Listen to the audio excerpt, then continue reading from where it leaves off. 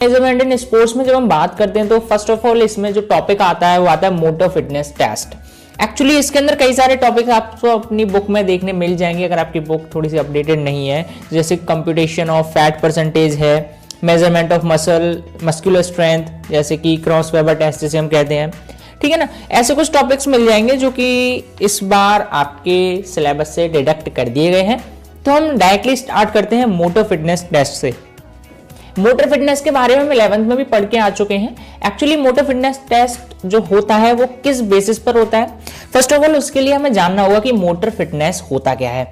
Motor fitness एक ऐसा आपको तो कैपेबिलिटी है किसी भी एथलीट की कि वो किसी भी पर्टिकुलर स्पोर्ट, उसका कोई भी स्पोर्ट है पर्टिकुलर जिसमें वो ज्यादा एफिशिएंट है, तो उसके बारे में या उस स्पोर्ट्स से रिलेटेड जब वो पार्टिसिपेट करता है तो उसका जो परफॉर्मेंस होता है बहुत इफेक्टिव होना चाहिए, यानी कि उसकी रिलेटेड जो भी एक्टिविटीज हैं वो काफी अच्छी होती हैं। मोटर फिटनेस इस चीज को रेफर करता है।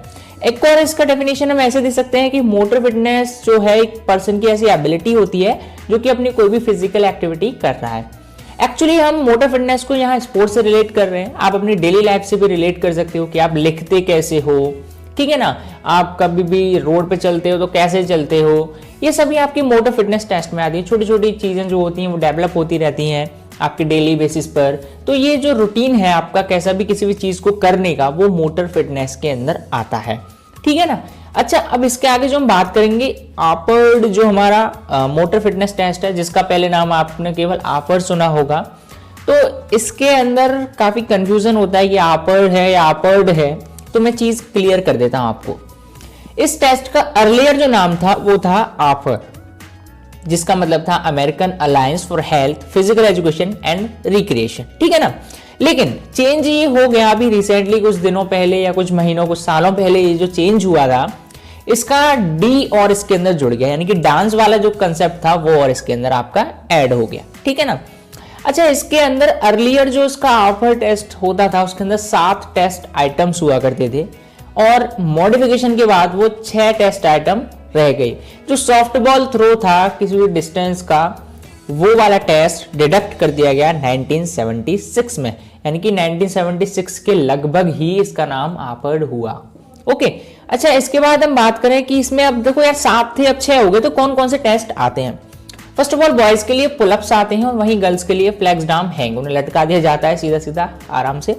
इसके बाद फ्लैक्स्ड लेग सिटअप्स जो कि दोनों के लिए होता है, बॉय एंड गर्ल के लिए। शटल रन होता है, स्टैंडिंग लॉन्ग जंप होता है, इसके बाद 50 यार्ड डैश होता है और 600 यार्ड रन या वॉक हम उसे कर सकते हैं। ये एबिलिटी के ऊपर डिपेंड करता है, आप रन कर रहे हो या वॉक कर रहे हो, आपके ग्रुप के ऊपर डिपेंड करता है, ठीक है ना। अब इन्हें बारी बारी थोड़ा सा समझेंगे, लेकिन उससे पहले हम जान लें जनरल मोटर फिटनेस टेस्ट, जो कि बैरो 3 आइटम मोटर एबिलिटी भी हम उसका नाम बोलते हैं, क्योंकि बैरो एक साइंटिस्ट थे फिजिकल एजुकेशन के, उन्होंने इसे डेवलप किया था। तो फर्स्ट ऑफ ऑल ये जो डेवलप किया गया है वो कौन था, डॉक्टर हारोल्ड एम बैरो, जो कि 1953 में इस टेस्ट को यहाँ पर इन्होंने डेवलप किया था। ये एमसीक्यू इसके पॉइंट ऑफ व्यू से ज्यादा इंपॉर्टेंट हो सकता है। इसके बाद इसमें जो टेस्ट आइटम्स आते हैं वो पहला आता है स्टैंडिंग लॉन्ग जंप, जो कि हमारी लेग स्ट्रेंथ को मेजर करने के लिए यूज किया जाता है। वहीं जिगजैग रन आता है जो कि हमारी एजिलिटी और स्पीड, एजिलिटी का मतलब होता है कि स्पीड के साथ साथ अपना डायरेक्शन आप कितनी तेजी से बदल रहे हो, है ना। इसके बाद हमारा आता है मेडिसिन बॉल पुट, ठीक है। मेडिसिन बॉल पुट आता है जो कि आपके आर्म और शोल्डर की स्ट्रेंथ को मेजर करने के लिए यूज किया जाता है। अब आपको यहाँ स्ट्रक्चर दिख गया तो समझ जाओ कि ये बैरो 3 आइटम टेस्ट के पहले या जैसे भी हमने इसका लिया है जिगजैग रन के बारे में बात कर रहे हैं, ऐसा कुछ ग्राफ होता है उसका। यहाँ पे एक्चुअली इसका मतलब क्या है, जिगजैग रन में यूज क्यों होता है, to test power, speed, quickness and body control in multiple planes of movement. The test also assess lower extremely control. Simple सा मतलब है कि आप अपना डायरेक्शन कितनी जल्दी स्पीड के साथ साथ चेंज कर पा रहे हो, उसके लिए जिगजैग रन होता है। आपकी पावर, आपकी स्पीड और क्विकनेस यानी कि अलर्टनेस जो है आपकी बॉडी की, उसे चेक करने के लिए। इसके अंदर आपको इक्विपमेंट चाहिए, एक मेजरिंग टेप चाहिए, 2 स्टॉप वॉचेस चाहिए और 5 कोन चाहिए। अब इसका थोड़ा सा प्रोसीजर और जान लेते हैं होता क्या है। Set up the path which is 3 by 4.85 metre and marked with colour tape on the floor and place cones in every corner. जैसे भी आप मार्क कर सकते हो वैसे कर दो। 16 फीट बाय 10 फीट का इसका एरिया होता है, ठीक है ना। इसके बाद हमारा आता है subject stand behind starting line on the signal ready go. The subject start running in zigzag way, जैसा आपको वे अलॉट किया गया है उस वे के अंदर आपको रन करना है, जैसे कि आप ग्राफ में देख पा रहे हो एरोस के थ्रू आपको समझाया जा रहा है। तो जहां पर आपको सिग्नल मिलेगा रेडी गो का, फिर उसके बाद रन करना है, फिर आपको क्या करना है, subject runs 1 lap as fast as possible around the zigzag path, एक ही लैप आपको रन करना जितना तेजी से आप कर सकते हो अपनी एबिलिटी के according. If the subject does not round all cones in completing the 1 full lap require him her to rest and then retest is done, यानी कि अगर आप कैपेबल नहीं हो पाते हो एक बार में से करने के लिए तो आपको पहले रेस्ट दिया जाएगा, क्योंकि कई सारी चीज़ें होंगी आपके साथ, यानी कि जब आप जिगजैग रन में दौड़ोगे तो आप थोड़े से डर भी लगेगा या मतलब थोड़ा सा हेजिटेशन होना शुरू हो जाएगा, तो आपको पहले रेस्ट दिया जाएगा, फिर उसके बाद दोबारा से आपका टेस्ट होगा। Record the time to perform 1 full lap around the path to the nearest 10th of 9 second, जितना भी आप मतलब कर सकते हो। जैसे अगर आपने 10 सेकंड में कंप्लीट किया तो उसका 9 सेकंड आपका रिकॉर्ड किया जाए, या 9 सेकंड किया तो उसका 10 सेकंड रिकॉर्ड किया जाए, जैसे भी आपकी कैपेबिलिटी है उसके अकॉर्डिंग इस चीज़ को रिकॉर्ड किया जाएगा, पूरे लैप के पाथ को जो भी आपने कवर किया है किस टाइम के अंदर। स्कोरिंग इसकी की जाती है time taken to finish zigzag run as per the norms grading is done, जैसे भी ग्रेड्स होती हैं आपके अकॉर्डिंग, उनके अकॉर्डिंग यहाँ पर आपको जो भी मार्क्स दिए जाते हैं वो होता है, ठीक है ना, टाइम टेकन अकॉर्डिंग। अब यहाँ पे आपको दिख रहा है standing long broad jump, long broad jump यानी लॉन्ग हो या ब्रॉड हो, दोनों में से कुछ भी हो सकती है, दोनों का नाम सेम ही है। इसके बाद इसका पर्पस होता है आपकी पावर ऑफ लेग्स को मेजर करने के लिए। इसमें इक्विपमेंट आपको चाहिए measuring tape, non slippery floor चाहिए और मैट चाहिए, ठीक है। नॉन स्लिपरी फ्लोर क्यों, क्योंकि जब आप इस पर जंप करोगे तो हो सकता है आपकी हील्स की वजह से आप फिसल जाओ। प्रोसीजर क्या होता है, यहाँ पर एक लाइन आपको दिख जाएगी, आपको एक mark line, take off line जैसे बोलते हैं, स्टार्टिंग लाइन जैसे बोलते हैं, उसके पास खड़ा होना है, उससे थोड़ा सा दूर खड़ा होना है और आपके फीट जो है थोड़े से अपार्ट होने चाहिए। आपको आर्म्स को पीछे ले जाना है और फिर आगे ले जाना है, आपके नीज के साथ साथ रिदम में आपको ये काम करना है, जैसा स्ट्रक्चर में डायग्राम में देख पा रहे हो। एथलीट को टेक ऑफ करना है और दोनों फीट्स के साथ ही वहां पर आपको लैंड करना है, यानी कि एक पैर कर दिया, आर्म्स को स्विंग करते, ये एक इसकी ट्रिक होती है जल्दी और ज़्यादा डिस्टेंस कवर करने के लिए, है ना, फॉरवर्ड रैम्प लगानी है। इसके बाद आपको जितना दूर आप कर सकते हो वहाँ पे मीटर्स में आपको दिया जाएगा एक स्केल, उसके अकॉर्डिंग आप जितना कर सकते हो उतना कर लेना, ठीक है ना। इसके बाद आता है landing on both the feet without falling backward, पीछे नहीं झुकना है, अगर आपने पीछे हाथ रख दिए तो आपका वहीं तक मेजर किया जाएगा, यानी कि आपकी जो मैक्सिमम जो आपकी लिमिट है वहीं तक किया जाएगा, अगर आपका हील जहाँ टच हुआ है वहीं तक मेजर किया जाएगा। 3 अटेम्प्ट आपको अलाउ होती है, जितना बेस्ट दे सकते हो, ठीक है। उसमें स्कोरिंग इसकी की जाती है कि measurement is taken from the take off line to the nearest point of contact on the landing back of the heels, ठीक है ना। The best of 3 attempts record, यानी बेस्ट जो होगा 3 अटेम्प्ट्स जो आपको अलाउ किए हैं उसमें से उस चीज को आपका रिकॉर्ड कर लिया जाएगा। अब थर्ड जो आता है मेडिसिन बॉल थ्रो टेस्ट आता है, ठीक है ना। इसके अंदर क्या होता है, अपर बॉडी की स्ट्रेंथ और एक्सप्लोसिव पावर को मेजर करने के लिए होता है। इसके बाद मेडिसिन बॉल जो बॉयज़ के लिए होती है 3 kg की होती है और गर्ल्स के लिए 1 kg की होती है। इसमें मेजरिंग टेप चाहिए, आपको सेफ प्लेस चाहिए और एक आपको असिस्टेंट चाहिए जो आपको गाइड करे कि ऐसे करना, कहीं आपको चोट ना लग जाए। इसलिए वार्म अप ज़रूर कर लेना है इस चीज़ में, आपको वार्म अप किए बिना ये टेस्ट बिल्कुल भी नहीं देना है। इसके बाद आपको अपने दोनों फीट के साथ जो मार्क्ड लाइन है उसके पीछे जाके खड़ा हो जाना है। Hold the ball overhead with 2 hands, इसकी कई सारी ट्रिक्स होती हैं, उसके अकॉर्डिंग आप इसे थ्रो कर सकते हो, आप जैसा भी जानते हो। तो आपको होल्ड करनी है बॉल अपने हेड के आसपास, अपने गर्दन की तरफ। Throw the ball as far as possible, जितना दूर आप फेंक सकते हो। उसके बाद 3 अटेम्प्ट दिए जाएंगे और जो बेस्ट स्कोर होगा उसे हम रिकॉर्ड कर लेंगे। यही इसका स्कोरिंग होता है, मेजरिंग जो इसकी होती है इसी बेसिस पर होती है। इसके बाद हम आते हैं Harvard step test, Rockport test. 2 test हैं ये अपने अलग अलग। ये किस लिए, देखो इसमें एक ऐसा बेंच होता है, इसका मैं आपको डिसएडवांटेज भी बताऊंगा क्या होता है। एक्चुअली क्या है कि जो हार्वर्ड स्टेप टेस्ट है वो एक कार्डियोवास्कुलर फिटनेस टेस्ट के अंदर आता है, ठीक है, यानी कि आपके हार्ट से रिलेटेड जो टेस्ट होता है उसके लिए। इसे हम एरोबिक फिटनेस टेस्ट भी बोल देते हैं। It is use to measure the cardiovascular fitness और aerobic fitness by checking the recovery rate. आपका रिकवरी रेट क्या है, आपके हार्ट का, आपकी ब्रीथ का, आपकी पल्सेस का, ठीक है ना। इसमें इक्विपमेंट क्या चाहिए, एक जिम बेंच चाहिए, जिम बेंच जो होती है, और या फिर आप कह सकते हो 20 इंचेस हाई एक बॉक्स चाहिए। अब देखो यहाँ पर 20 इंचेस हाई आपने ले लिया है मेंस के लिए और 60 इंचेस ले लिया है वुमेन्स के लिए। एक्चुअली इसका एक डिसएडवांटेज मैं बता दूं इस टेस्ट का कि आपकी हाइट वेरी करती है, लेकिन बॉक्स की हाइट वेरी नहीं करेगी। यानी कि आपको अगर आपकी हाइट कम है तो डिफ़िकल्टी होगी, आपकी हाइट ज़्यादा है तो बहुत ईजी हो जाएगा। तो यहाँ पे कहीं ना कहीं इसका मिसकंसेप्शन यहाँ पर आ जाता है। और साथ में अगर मैं बात करूँ तो ये एक डिस्क्रिमिनेशन हो जाता है और बंदों के साथ, है ना। ठीक है, कोई भी है, जैसे भी टेस्ट लिया जाता है इसका प्रोसीजर है कि आपको स्टैंड होना है, यानी खड़ा होना है बॉक्स के आगे या बेंच के आगे।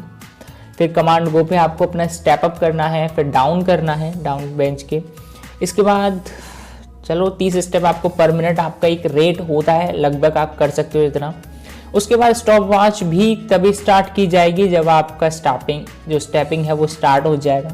इसका स्कोर करने का जो फॉर्मूला है वो कुछ इस तरीके से है फिटनेस इंडेक्स का, शॉर्ट टर्म के लिए, यानी कि छोटे टाइम में जब आपने इस चीज़ को किया है। तो 100 into test duration in seconds, 5.5 into pulse count between 1 and 1.5 minute. अब यहाँ पे हम पल्स ले रहे हैं ना कि हार्ट रेट। पल्स इसलिए ले रहे हैं क्योंकि इतने कम टाइम में आपके हार्ट पे कोई चेंज ज़्यादा नहीं आएगा, पल्स पर चेंज ज़रूर आएगा। वहीं जो लॉन्ग फॉर्म के लिए होता है वहाँ पे हम हार्ट का यूज़ कर लेते हैं। 2 into sum of heart beats in the recovery periods नीचे आ जाता है। तो इस चीज़ को फॉर्मूले को ध्यान में रखना, क्वेश्चन पूछ ले जाता है इससे रिलेटेड। रॉकपोर्ट 1 माइल टेस्ट जो है एक वॉक टेस्ट है, ये भी आपकी कार्डियोवास्कुलर फिटनेस को मेजर करने के लिए यूज़ किया जाता है। बहुत इजीली आप इसे एडमिनिस्टर कर सकते हो। 1 मील का वॉक आपको होता है, करना है, वॉक करना है, रन करना है, आपके ऊपर डिपेंड करता है। इसके बाद जितना फास्ट आप कर सकते हो, आपकी हार्ट बीट जितना तेज जा सकती है, 130 बीट्स पर मिनट से ऊपर जा सकती है। कैसे भी आपका जो स्कोर होगा वो रिकॉर्ड कर लिया जाएगा। ये test incorporates the time to finish the walk, exercise heart rate, body mass, age and gender into an equation to predict aerobic fitness. यानी कि इसके अंदर कोई भी ऐसा डिस्क्रिमिनेशन नहीं, सबके लिए है और इसमें कोई बाउंडेशंस भी नहीं है। जितना हाईएस्ट पॉसिबल रेट होगा आपके ऑक्सीजन कंजप्शन का, जिसे हम वॉल्यूम ऑफ ऑक्सीजन मैक्सिमम कह सकते हैं, वो कैलकुलेट किया जाएगा। ठीक है, ये 400 मीटर ट्रैक के अंदर आपका करवाया जाता है कंडक्ट, जितने भी उसके राउंड होते हैं। उसके बाद आपका जो हार्ट रेट पहले था वो रिकॉर्ड किया जाता है। फिर उसके बाद 1 मील जब आप वॉक कर लेते हो उसके बाद इमीडिएटली रिकॉर्ड कर लिया जाता है। अगर आप यूजिंग रेडियल पल्स, यानी कि हार्ट रेट डिटर्मिनेशन के लिए रेडियल पल्स का यूज़ कर रहे हो, तो आपका जो हार्ट रेट है वो 15 सेकेंड्स तक मेज़र किया जाएगा और उसके बाद 4 से मल्टीप्लाई कर दिया जाएगा ताकि बीट्स पर मिनट आपकी निकाली जा सके। ठीक है, इसके बाद आप अपना कैलकुलेट कर सकते हो वॉल्यूम जो भी आपने किया। ये थोड़ा सा इंपॉर्टेंट नहीं लगता मुझे इतना। इसके बाद आते हैं Rikli and Jones senior citizen fitness test. ये इंपॉर्टेंट चीज़ है, बहुत इंपॉर्टेंट चीज़ है, बहुत इजीली आपको समझ भी आ जाएगा। Rikli and Jones senior citizen fitness test for assessing the functional fitness of older adults describe easy to understand and effective test to measure aerobic fitness, strength and flexibility using the minimal and inexpensive equipment. The individual fitness test items involve common activities such as getting up from a chair, walking, lifting, bending and stretching. Usually इसका मतलब सिर्फ इतना सा है कि हम इस test को सीनियर सिटीजन्स, जो ओल्डर पीपल हैं हमारे घर में, दादाजी दादी जी, उनके ऊपर इस टेस्ट को मेजर कर सकते हैं, क्योंकि उनका भी एक लाइफ है और वो भी अपनी लाइफ को जीना चाहते हैं। तो उनके अकॉर्डिंग जब तक हम काम नहीं करेंगे तो शायद उन्हें अच्छा भी ना लगे और वो कर भी ना पाए। बहुत से बुजुर्ग लोग ऐसे होते हैं जो काम करना चाहते हैं लेकिन उनकी कैपेबिलिटी हमें पता नहीं होता और हम उन्हें या तो उनकी कैपेबिलिटी से ज़्यादा काम दे देते हैं या कम दे देते हैं। तो उस चीज़ को मेजर करने के लिए कि उनकी स्ट्रेचिंग कैसी है, बॉडी की बेंडिंग कैसी है, लिफ्ट कैसे कर सकते हैं, तो ये सारी चीज़ें यहाँ पे हम मेजर करेंगे उनकी, यानी कि टोटली उन्हीं को ये डेडिकेटेड है ये टेस्ट। इसमें 6 मेन टेस्ट होते हैं। पहला चेयर स्टैंड टेस्ट आता है, फिर आर्म कर्ल अप आता है, chair sit and reach test आता है, बैक स्क्रैच टेस्ट आता है, 8 foot up and go test आता है और उसके बाद 6 मिनट्स वॉकिंग टेस्ट आता है। ठीक है ना, तो इन्हें बारी बारी से डिस्कस कर लेते हैं। Chair stand test, first of all इसका हम फिगर देखते हैं चेयर स्टैंड टेस्ट का कैसा है। बस बैठना है, खड़ा होना है, हाथ ऐसे रखने जैसे आपको स्ट्रक्चर में दिख रहे हैं। इसके बाद बात करें पर्पस की, तो पर्पस होता है कि लेग स्ट्रेंथ को हम मेजर करें और एंडोरेंस को हम मेजर करें। ठीक है ना, इसके बाद इसके अंदर इक्विपमेंट क्या चाहिए, एक आपको स्ट्रेट बैक की एक चेयर चाहिए जिसमें आर्म्स नहीं होनी चाहिए, साइड में जो आर्म्स होती हैं चेयर्स के लिए यूजुअली वो नहीं होनी चाहिए। उसे एक वॉल के अगेंस्ट आपको रख देना है ताकि अगर वो हिले या कुछ भी हो तो चोट ना लगे, संभाल लें, मूव ना करे वो ज़्यादा। एक स्टॉप वॉच चाहिए, टाइमर आप ले सकते हो। इसमें पार्टिसिपेंट को इंस्ट्रक्शंस ये होते हैं कि आपको मिडिल ऑफ द चेयर बैठना है। उसके बाद आपको अपना हर हाथ अपोजिट शोल्डर को क्रॉस करके रिस्ट की तरफ से, जैसा आपको दिख रहा है, ऐसे रख लेना है उसके बाद आपका जो फीट है वो फ्लोर पे फ्लैट होना चाहिए, सीधा सीधा रखा होना चाहिए। आपकी बैक स्ट्रेट होनी चाहिए और आर्म्स को चेस्ट के आगे आपको रखना है। जब आपको गो कहा जाए तो आपको पूरी स्टैंडिंग पोजीशन में आ जाना है और दोबारा से बैठ जाना है ना। ये आपको लगभग 30 सेकंड्स तक करना है। ओके, अब इसका प्रोसीजर जान लेते हैं एक्चुअली होता क्या है। जब आप गो करते हो तो टाइमिंग भी वहां शुरू हो जाती है। अगर आप इसे कंटिन्यू नहीं कर पा रहे हो, अगर आप किसी पेशेंट हो किसी चीज के, या फिर आप टेस्ट के दौरान आपको कोई दिक्कत हो रही है तो कोई बात नहीं, आपको जितने भी आपने मतलब 30 सेकंड में जितने भी अप एंड डाउन किए हैं, फुल स्टैंडिंग की है, तो वो आप रिकॉर्ड करो, मेजर कर लो उन चीज़ों को। उसके बाद अगर if the patient is over half way to standing position when 30 second have elapsed, count is at stand. 30 second हो जाए उसके बाद आप खड़े हो या फिर बैठते हो, खड़े होते हो, तो वो स्टैंडिंग के अंदर ही काउंट किया जाएगा। ये कुछ ऐसा प्रोसीजर होता है। If the patient must use his or her arms to stand, then stop the test and record 0 for the number below. यानी कि आपको अगर आपने हैंड यूज कर लिए तो आपका वो टेस्ट 0 मार्क्स में चला जाएगा। ओके, इसके बाद आता है आर्म कर्ल टेस्ट। इसका भी डायग्राम देख लेते हैं, जैसे कि हम जिम में जाके करते हैं वैसे ही यहाँ पे भी करना है। अच्छा, इसका पर्पस क्या है? इसका पर्पस है आपकी जो अपर एक्सट्रीमिटी फिटनेस है सीनियर्स की, जो फंक्शनल अपर एक्सट्रीमिटी है उसको मेजर करना। इक्विपमेंट क्या चाहिए? 5 पाउंड का वेट चाहिए जो कि वो मेंस के लिए होगा, 8 पाउंड का वेट जो मेंस के लिए होगा, एक चेयर जिसमें के अंदर आर्म्स ना हो और एक स्टॉप वॉच। इसका प्रोसीजर बहुत सिंपल सा है कि आप बैठ जाना है चेयर पे, अपने जो भी वेट है उसे होल्ड करके नीचे की तरफ, पाम आपका नीचे होना चाहिए, पाम पैर नहीं, मतलब हाथ का पाम जो होता है, और आर्म जो है आपकी वो सीधी होनी चाहिए, आगे होनी चाहिए आपके ट्रंक के, ताकि आपके जो अदर मसल ग्रुप्स हैं उनका यूज ना हो पाए। As the arm is brought through the range of motion, the wrist should rotate ending up facing the participant supination। यानी कि ऊपर लाना है फिर नीचे ले जाना। सिंपल सा कर्ल अप है, आप समझ गए होंगे। इसका गोल होता है कि 30 सेकंड में आप कितने कर्ल अप कर पा रहे हो। इसका स्कोर भी टोटल नंबर जितने 30 सेकंड में हुआ वो स्कोर कर लिया जाता है। उसका भी एक चार्ट होता है, बुक में देख लेना। Chair sit and reach test आता है। आपने सिट एंड रीच टेस्ट तो किया ही होगा। इसमें चेयर है सीनियर सिटीजन्स के लिए।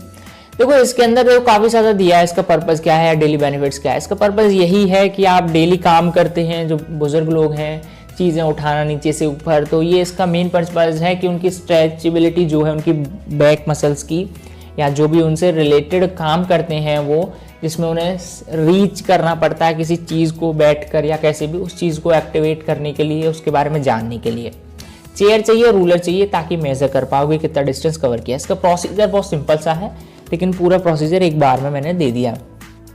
Place the chair against a wall so it will be stable. Slide forward in your chair until you are able to straighten one of your leg.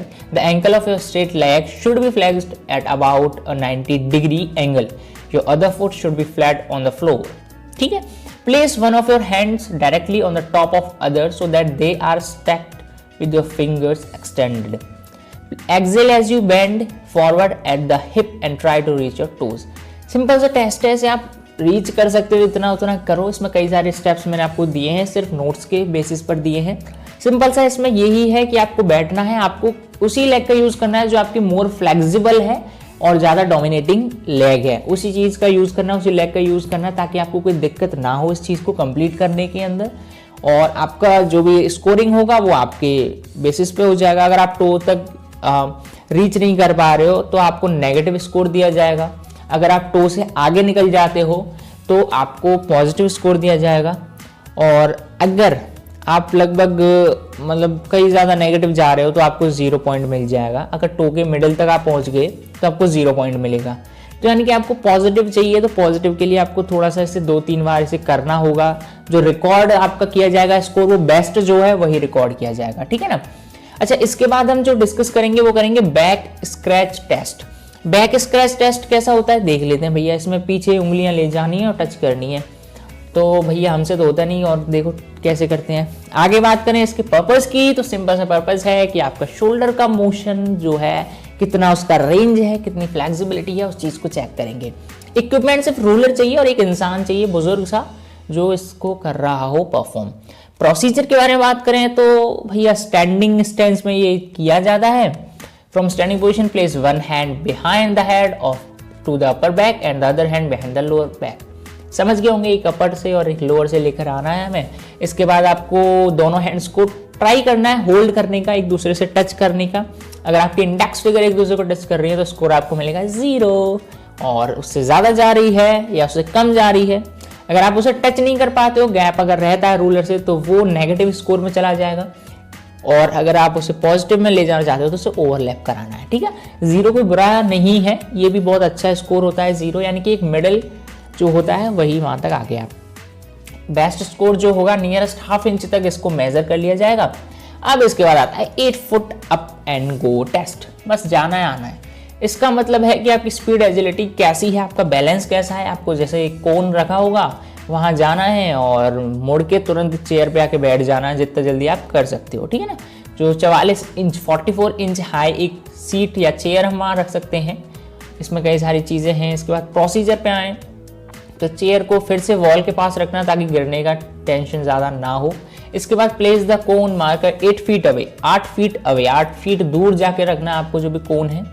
और participant को तुरंत उठना है, रेस्टिंग उसके जो हैंड है वो नीज पर रेस्ट करनी चाहिए और फीट फ्लोर पे, ओके। इसके बाद क्या करना है, कमांड गो दी जाए, स्टॉपवॉच चालू हो जाएगी, पार्टिसिपेंट को वॉक करना शुरू कर देना है। यहाँ पर दौड़ना कतई नहीं है भैया, और जितना पॉसिबल है जल्दी से उस कोन को क्रॉस करो, जल्दी से रिटर्न आओ और बैठ जाओ चेयर पे। टाइम नोटेड किया जाएगा जब वो बैठ जाएगा चेयर पे बंदा। उसके बाद 2 ट्रायल इसमें दिए जाएंगे हर पार्टिसिपेंट को, बेस्ट वाला रिकॉर्ड कर लिया जाएगा। अब इसके बाद आता है 6 minute walk test. 6 minute walk test का एक ग्राफ आपको दिख गया होगा कि कैसे कैसे यहाँ चलना होता है। तो सिंपल सा है, इसमें बस आपको 6 मिनट चलाना है। इसमें आपकी एरोबिक फिटनेस को देखा जाएगा, आपकी कार्डियोवास्कुलर एबिलिटी को देखा जाएगा। इसमें आपको जो भी करना है वो मेजर कर देना यार, ठीक है। इसके बाद हम प्रोसीजर की बात करें तो इसमें the walking course is laid out in a 50 yard 45.72 meter rectangular area, dimension 45 by 5 yards with cones placed at regular interval to indicate distance walked। यानी कि रेगुलर इंटरवल पे कुछ कोन्स रख दिए जाएंगे और इसका एरिया 45 by 5 yards होता है, तो समझ गए होंगे। अच्छा चलो आगे बढ़ते हैं। The aim of this test is to walk as quickly as possible for 6 minutes to cover as much ground as possible, ठीक है। Subject are set their own pace. A preliminary trial is useful to practice pacing and are able to stop for a rest if they desire। यानी कि अगर वो कर पाते हैं तो करें, नहीं कर पाते तो कोई बात नहीं है, अगर रेस्ट करना चाहते हो करें। बेस्ट स्कोर उनका रिकॉर्ड कर लिया जाएगा। 6 मिनट में उन्होंने कितना वहाँ पर वॉक किया। यहाँ पर ये नहीं देखना कि कितने मीटर उन्होंने इस मिनट में कितना वॉक किया, उनको बस देखना है कि 6 मिनट में वो कितनी एबिलिटी के साथ वहाँ पे वॉक कर पा रहे हैं। ज़रूरी नहीं पूरे 6 मिनट दौड़ें या 6 मिनट चलें, या दौड़ना तो है ही नहीं, तो ये चीज़ें आपको देख लेनी है। तो यार इसके अंदर क्या है, स्कोरिंग जो की जाएगी वो 6 मिनट में जितना आपने वॉक किया है उस चीज़ को रिकॉर्ड कर लिया जाएगा नियरेस्ट मीटर के अंदर। तो